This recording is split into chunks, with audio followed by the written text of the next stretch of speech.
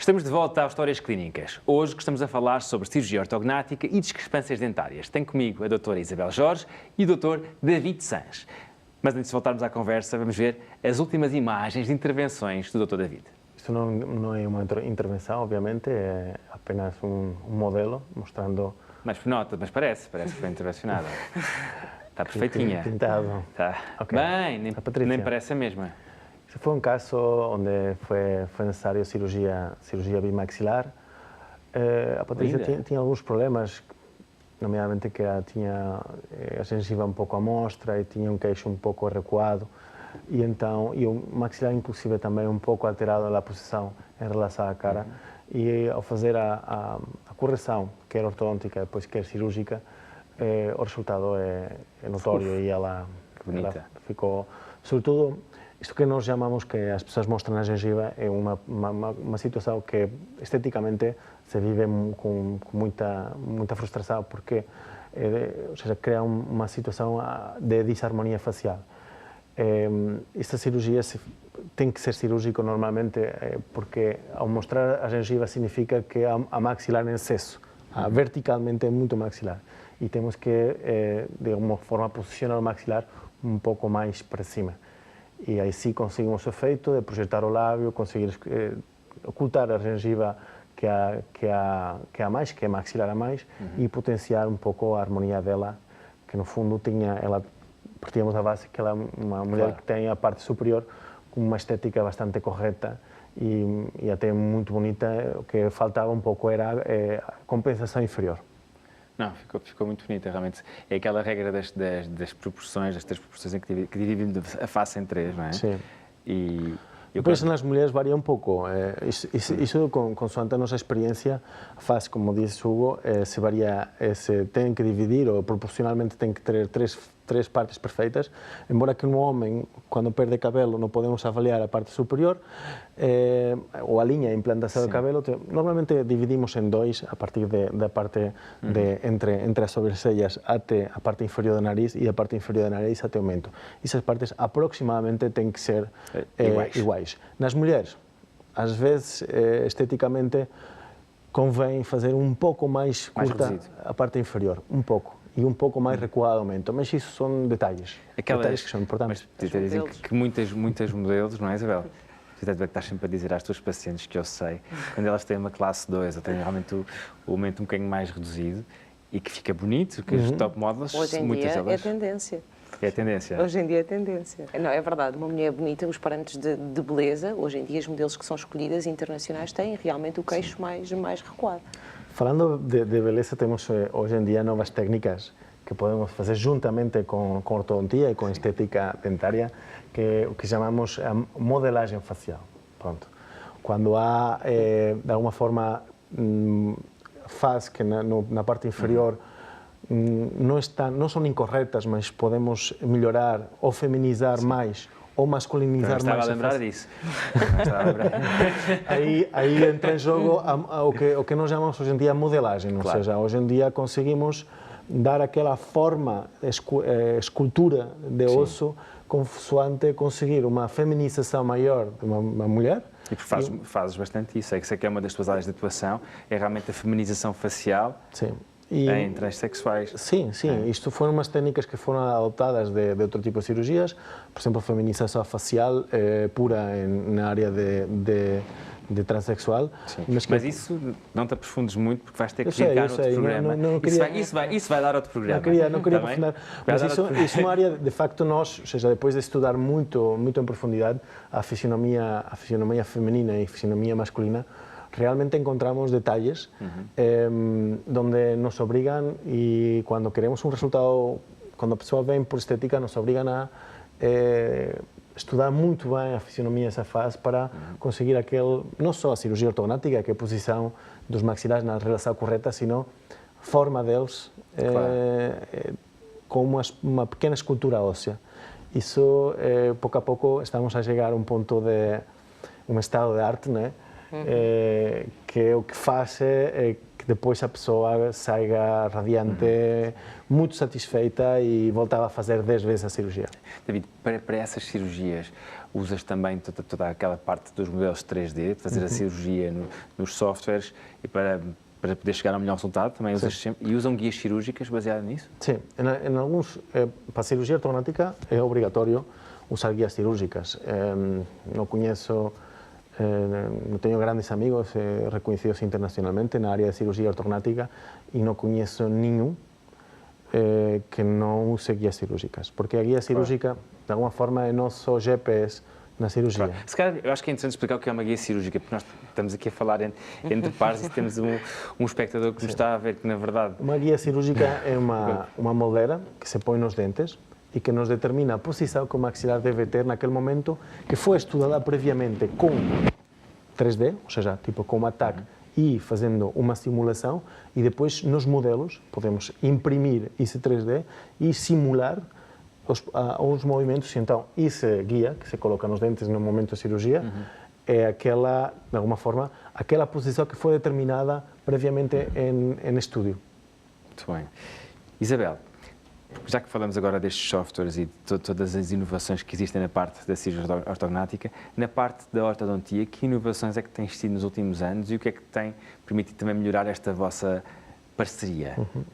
Nós também temos os nossos softwares e tentam ir um bocadinho mais longe também, mas de uma forma um bocadinho primária, não é? Fazer estas simulações ósseas, e já existe lá um item que permite fazer a simulação de cirurgia ortognática, mas com certeza para mostrar ao paciente de uma forma mais simplista como é que pode ficar, como é que pode ficar, mas nós temos esses softwares para previsão dentária, da parte do tratamento dentário. Fazemos scans à boca do paciente e conseguimos visualizar. Isabel, uma coisa que os pacientes têm muito medo é sem dúvida da cirurgia, mas outra coisa que principalmente pacientes adultos não querem é usar os tais brackets, certo? Sim, sim. Muitos pacientes dizem que se fosse só a cirurgia estava tudo bem para mim, um mês está pronto e resolvido sem ter que passar por essa fase. E nós também aí estamos a tentar encontrar cada vez mais soluções que sejam confortáveis aos pacientes. Nós, aqui, corretamente, nós temos de ter, como dizíamos há pouco, e é o princípio, um bom diagnóstico. A partir daí, as ferramentas que nós utilizamos para chegar até ao nosso objetivo podem ser as mais diversas, não é? Hoje em dia já temos outro tipo de ortodontia no mercado, nomeadamente com alinhadores invisíveis ou por lingual, por dentro dos dentes, que conseguimos colocar aos pacientes, que nos permitem fazer esta primeira fase de alinhamento e nivelamento de uma forma mais confortável para o paciente, até termos tudo preparado para levarmos até à cirurgia. Depois, na segunda fase, é feita a parte da cirurgia, do Dr. David, e nós temos depois uma fase que nós chamamos de contenção. Essa fase de contenção, onde se dá toda a renovação óssea, da posição condilar, o ortodontista tem novamente intervenção. Claro. O paciente tem que usar uns elásticos a conter a nova posição dos maxilares, e muitas das vezes dizia-se que só se poderia fazer o tratamento com brackets porque esses elásticos eram suportados pelos brackets. Portanto, em termos de protocolo, vamos arrumar aqui essa ideia a essas pessoas, que senão é muito complicado e é muito mais simples do que estão a pensar. Temos dois tipos de situações, ou brackets de ferro ou brackets ou contenções não visíveis, invisíveis. Isso são os dois tipos de material. Sim, que são aqueles aparelhos que não se veem, que as pessoas tiram para comer, para lavar os dentes, etc. E depois temos dois tipos de protocolo, ou fazer a cirurgia em primeiro momento, ou fazer a cirurgia no meio do tratamento. Portanto, ao cruzar essas quatro opções, vão sair todas as opções que são possíveis para o tratamento. Okay? Ou seja, é possível posicionar os maxilares com esse protocolo? É possível, por exemplo, fazer cirurgia ortognática primeiro com aparelhos invisíveis, é possível fazer cirurgia primeiro com aparelhos tradicionais, é possível fazer a cirurgia no fim do tratamento com aparelhos tradicionais e é possível fazer depois do alinhamento. Portanto, temos essas quatro opções. Muito bem. David, diz-me uma coisa, toda a gente sabe ou toda a gente procura tudo na internet. Sim. Os pacientes procuram muito este tipo de cirurgias, ou vão ao YouTube ver como é que podem ser, E que tu aconselhas isto, não aconselhas? Não, Os vídeos não. Então não, porque obviamente não há nenhum tipo de triagem nos vídeos. E há vídeos com muito sangue, realmente, que assustam as pessoas, de certeza. Obviamente, qualquer tipo de cirurgia, se colocássemos uma cirurgia, estamos a falar de uma cirurgia em implante, mas se, por exemplo, colocamos uma cirurgia de uma unha no pé e vamos ao YouTube, também nunca vamos querer fazer. Até um parto, não é? Sim, um parto. Uma mulher, ninguém tinha filhos neste país. Claro. E a gente, previamente, foi saber 100 vídeos, colocávamos todas as mulheres e colocávamos 100 vídeos de partos, obviamente, aqui ninguém fazia feliz a ninguém. Ninguém fazia feliz a ninguém. Pensavam só noutra parte, claro, não pensavam... Não pensavam no resultado final, e é uma coisa natural que, ao final, toda a gente faz. Não é que toda a gente tenha que fazer uma cirurgia ortognática, mas o que sim que está estudado é que 5% da população tem problemas sugestivos de usufruir muito a cirurgia ortognática. Claro. Sim, infelizmente as pessoas ainda só procuram mais a cirurgia ortognática quando estão no limite estético, mas nós temos também a parte funcional. E quando eu digo às senhoras que são bonitas com o queixo para trás, se calhar aquele que tem a dor na articulação tem de ser mais persistente para chegarem até ao doutor David. Fico muito triste quando recebo pacientes, como há uns dias atrás, por exemplo, e que felizmente é uma paciente que de futuro vai ser operada, que era a terceira vez que queria colocar aparelho dentário. E foi como referenciada, era a terceira vez e porque queria ficar bem.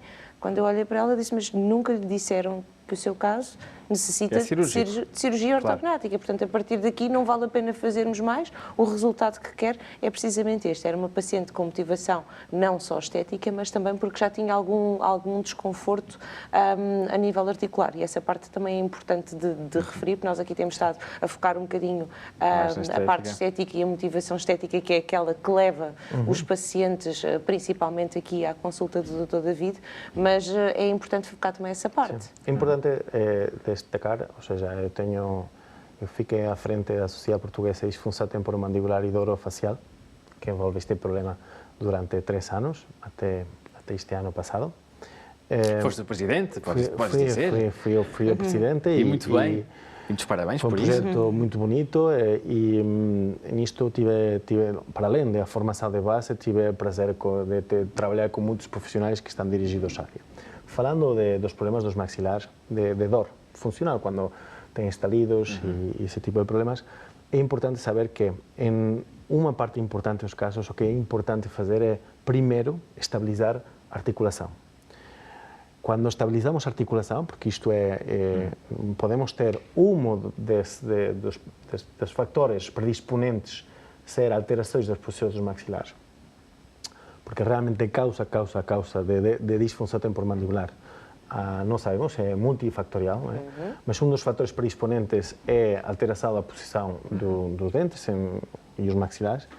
Mas quando nós temos uma pessoa com uma patologia ativa, deve ser sempre avaliado por um especialista de articulação temporomandibular.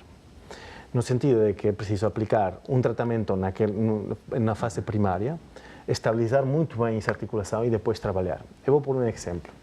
Se eu tiver um atleta com um problema muscular, não posso pô-lo a correr uma maratona. Primeiro tenho que fazer fisioterapia, tenho que reabilitar esse atleta e depois fazer que ele treine muito melhor do que treinou antigamente, que é o nosso tratamento depois. Pronto. Nesse sentido, temos que fazer primeiro uma abordagem da articulação, fazer um tratamento, quando fique a articulação estabilizada, aí sim, aí entramos a doutora Isabel e eu e acabamos por compensar a situação dentoesquelética. Muito bem. David, outra coisa que é fundamental tocarmos e que abrange também a tua área, que é a Isabel, as vossas duas áreas, tem a ver com a apneia do sono, certo? Hoje em dia é um assunto que está muito na moda e que vocês se debruçam muito sobre isso e também resolvem questões em conjunto, certo? Expliquem um bocadinho como é que é essa intervenção. Vamos falar um pouco para os casais. Ressonar. Ressonar, que não é a mesma coisa que a apneia do sono. Algumas pessoas que ressonam e não têm apneia, mas isso pode ser um dos sintomas iniciais. A patologia da apneia obstrutiva do sono é uma patologia que é, infelizmente, uma pandemia em Portugal. Se estima que uma proporção importante das pessoas a partir dos 40 anos tem apneia obstrutiva do sono, que é pausas de respiração durante o sono. Isto envolve problemas tão graves como hipertensão arterial, problemas tão graves como infarto do miocárdio e problemas tão graves como acidentes vasculares cerebrais, ou seja, AVC. Portanto, não estamos já numa fase estética, estamos numa fase de tratamento de uma patologia muito grave. Nesse sentido, dos sintomas pode ser ressonar e as pessoas talvez apareçam na nossa consulta a ressonar. Nós devemos fazer um teste de sono, inicialmente fazer uns exames complementares, nomeadamente uma poligrafia e, se é possível, uma polissonografia ou avançar diretamente por uma polissonografia. E um dos tratamentos que resolve, que cura o problema é ortodontia e cirurgia ortognática. E porquê? A apneia obstrutiva do sono, como a palavra diz, é uma obstrução entre o nariz e a traqueia durante o sono. Qual é a causa mais frequente de obstrução? É a língua. A língua, durante a noite, faz uma queda posterior e obstrui a via aérea superior. A língua, onde está ancorada, é a nível da mandíbula.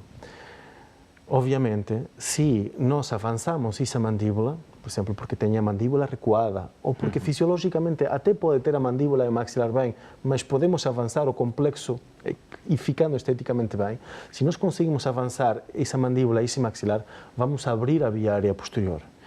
E muitos dos pacientes que não sabiam que uma opção era cirurgia, que só pensavam que tinham que ficar com um aparelho, um CPAP, uma PAP, ou seja, um aparelho para respirar durante a noite, a vida toda, muitos deles não vão ter que usar.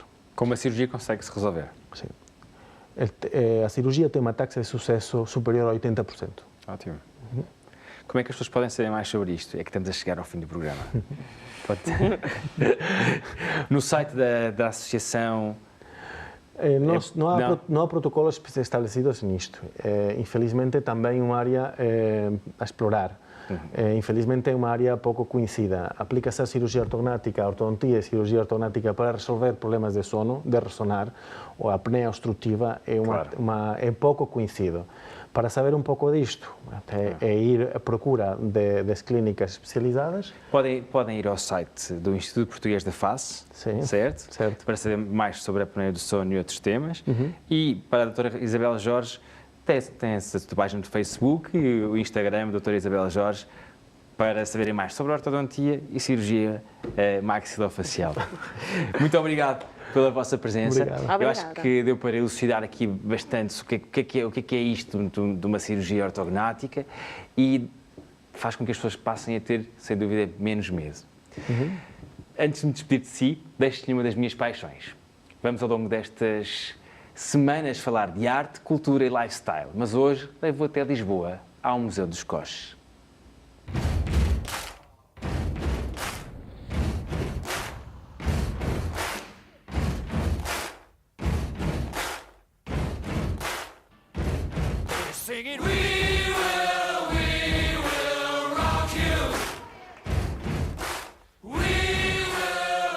É uma coleção maioritariamente real, pertence à Casa Real.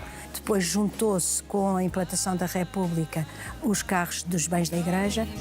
Porquê é que Portugal tem esta coleção?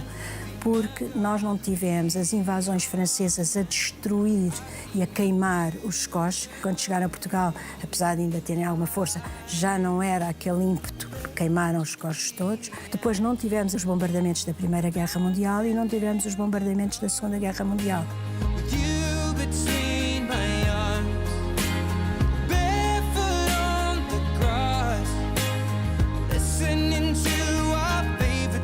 O museu mais visitado do país, este ano ainda foi o Museu Nacional de Escócia, eu espero que continue a ser.